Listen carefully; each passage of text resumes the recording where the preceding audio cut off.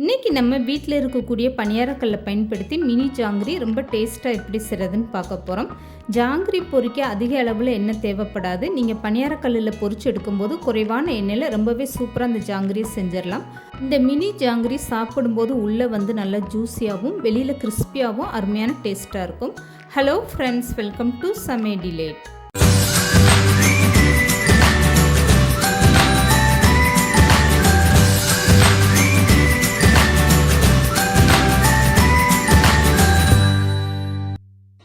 இந்த ஜாங்கிரி செய்கிறதுக்காக இந்த உலக்கில் ஒரு உலக்கு அளவுக்கு நான் உளுந்து எடுத்துகிட்டு 3லேருந்து 4 டைம் நல்லா கழுவிட்டு அரை மணி நேரமாக ஊற வச்சு எடுத்திருக்கேன். அதிக நேரம் ஊற வச்சிங்கன்னா ஜாங்கிரி பொரிக்கும் போது எண்ணெய் குடிக்க ஆரம்பிச்சிடும். அதனால் அரை மணி நேரம் இந்த மாதிரி ஊற வச்சு எடுத்துக்கோங்க. நல்லா கழுவிட்டு ஊற வச்சு எடுத்த உளுந்தை இப்போ ஒரு மிக்சி ஜாரில் தண்ணி இல்லாமல் சேர்த்துக்கோங்க. அரைக்கும் போது கொஞ்சம் கொஞ்சமாக தண்ணி சேர்த்து நல்லா கெட்டியான ஒரு பக்குவத்தில் நீங்கள் இந்த உளுந்தை அரைச்சி எடுத்துக்கோங்க. இப்போ அரைச்சி எடுத்துகிட்டு வந்த உளுந்தை நான் காட்டுறேன் பாருங்கள், மாவு எந்த அளவுக்கு நல்லா கெட்டியாக இருக்குன்னு. இப்போ உளுந்த மாவை நீங்கள் கையில் எடுத்து பார்த்தீங்கன்னா இந்த அளவுக்கு மாவு நல்லா கெட்டியாக இருக்கணும். கொஞ்சம் கொஞ்சமாக தண்ணி சேர்த்து இந்த மாதிரி ஒரு பக்குவத்தில் நீங்கள் அரைச்சி எடுத்துக்கோங்க. இப்போ இந்த உளுந்த மாவு அப்படியே இருக்கட்டும். இது கூடவே 2 ஸ்பூன் அளவுக்கு அரிசி மாவு சேர்த்துக்கோங்க. இப்போ இது கூடவே 4 ஸ்பூன் அளவுக்கு கார்ன்ஃப்ளவர் மாவு சேர்த்துக்கோங்க. இதெல்லாம் சேர்த்து ஜாங்கிரி செய்யும்போது நல்லா கிறிஸ்பியாக இருக்கும். இப்போ இது கூடவே கேசரி சிவப்பு கலர் பொடி ஒரு பிஞ்ச் அளவுக்கு சேர்த்துக்கோங்க. இப்போ இது எல்லாமே சேர்த்துட்டு தண்ணி எதுவுமே சேர்க்காமல் அப்படியே நல்லா அரைச்சி எடுத்துக்கோங்க. இது எல்லாமே சேர்ந்து இந்த அளவுக்கு நல்லா மிக்ஸ் ஆகி வரணும்.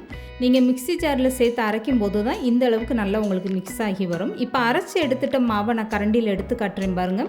மாவில் எந்த ஒரு தண்ணியுமே நான் எக்ஸ்ட்ரா சேர்க்கலை. ஃபஸ்ட்டு உளுந்து அரைக்கும் போது சேர்த்தது தான். இப்போ எடுத்து பார்த்தா மாவு இந்த அளவுக்கு நல்லா கெட்டியாக இருக்குது பாருங்கள்.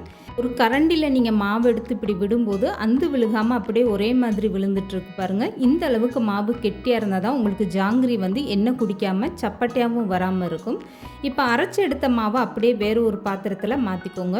இப்போ இந்த மாவை மாற்றினதுக்கப்புறமா ஒரு பிஞ்ச் அளவுக்கு மட்டும் இதில் உப்பு சேர்த்துக்கோங்க. ஒரு பிஞ்ச் அளவுக்கு ஆப்ப சோடா சேர்த்துக்கோங்க. அதிகமான ஆப்ப சோடாவும் சேர்க்க தேவையில்லை. ஒரு பிஞ்ச் அளவுக்கு ஆப்ப சோடா சேர்த்துட்டு இப்போ கரண்டி வச்சு நல்லா மிக்ஸ் பண்ணி விட்டுருங்க. இந்த உப்பு ஆப்ப சோடா சேர்ந்து இந்த மாவோட நல்லா மிக்ஸ் ஆகி வரணும். இப்போ பாருங்கள், மாவு நல்லாவே கெட்டியாயிருச்சு. இதுக்கப்புறமா ஒரு சின்னதாக கவர் எடுத்துக்கோங்க. நான் சின்ன பால் கவர் எடுத்திருக்கேன். நீங்கள் உங்கள் கைக்கு அடக்கமான பெரிய கவர் கூட எடுத்துக்கோங்க. இப்போ ஒரு கிளாஸ்க்குள்ளே இந்த கவரை வச்சுட்டு இதில் நீங்கள் மாவெல்லாம் ஃபில் பண்ணிடுங்க.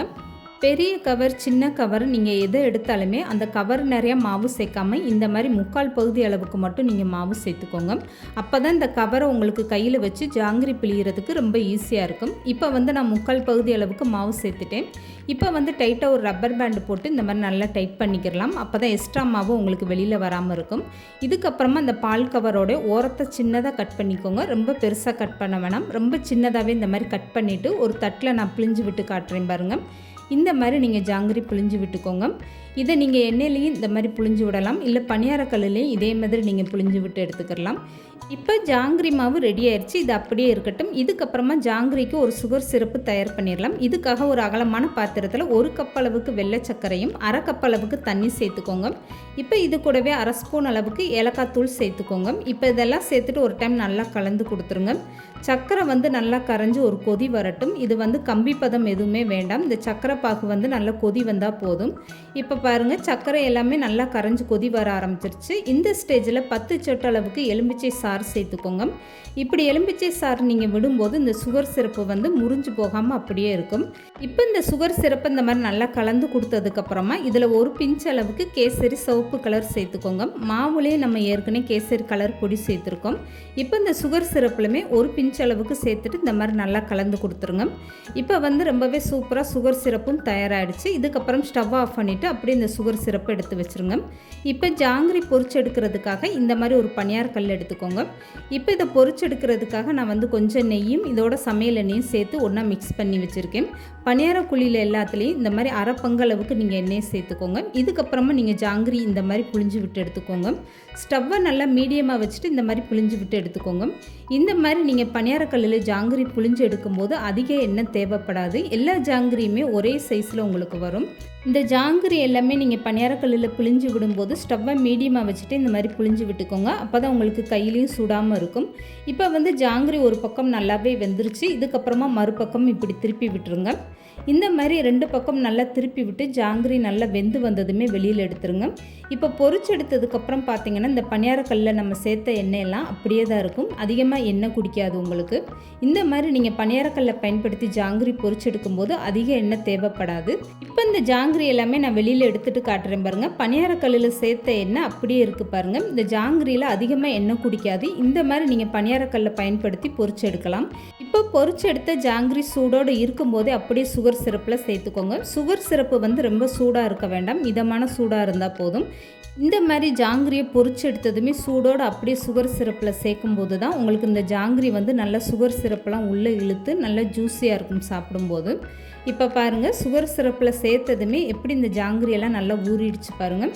சுகர் சிரப்பில் சேர்த்ததுமே இந்த ஜாங்கிரியெல்லாம் நீங்கள் வெளியில் எடுக்காமல் குறைஞ்சது ஒரு 10 நிமிஷம்னாலும் நல்லா ஊற வச்சு எடுத்துக்கோங்க. இப்போ வந்து இந்த ஜாங்கிரியை எண்ணெய் சட்டியில் எப்படி புழிஞ்சு விட்டு எடுக்கிறதுன்னு நான் காட்டுறேன். இப்போ எண்ணெய் லேசாக சூடாக இருக்கும்போதே இந்த மாதிரி நீங்கள் ஜாங்கிரி எண்ணெய் சட்டியில் புழிஞ்சு விட்டுக்கோங்க. எந்த சைஸில் வேணுமோ அதுக்கேற்ற மாதிரி நீங்கள் பெருசாகவே புழிஞ்சு விட்டு எடுத்துக்கோங்க. இப்போ மாவை நல்லா பிழிஞ்சு விட்டதுக்கப்புறம் ஸ்டவ்வை மீடியமாக வச்சுட்டு இந்த மாதிரி 2 பக்கம் நல்லா திருப்பி விட்டு பொரிச்சு எடுத்துக்கோங்க. அவ்வளோதாங்க. இதே மாதிரி நீங்கள் எண்ணெய் சட்டிலையும் பிழிஞ்சு விட்டு ஜாங்கிரி பொரிக்கலாம். அப்படி இல்லைன்னா குறைஞ்ச எண்ணெயை பயன்படுத்தணும்னா நீங்கள் பணியாரக்கல்லையும் இந்த மாதிரி ஜாங்கிரி பொரிச்சு எடுக்கலாம். இப்போ 10 நிமிஷத்தில் பாருங்கள் எல்லா ஜாங்கிரியுமே நல்லா ஊறி வந்துருச்சு.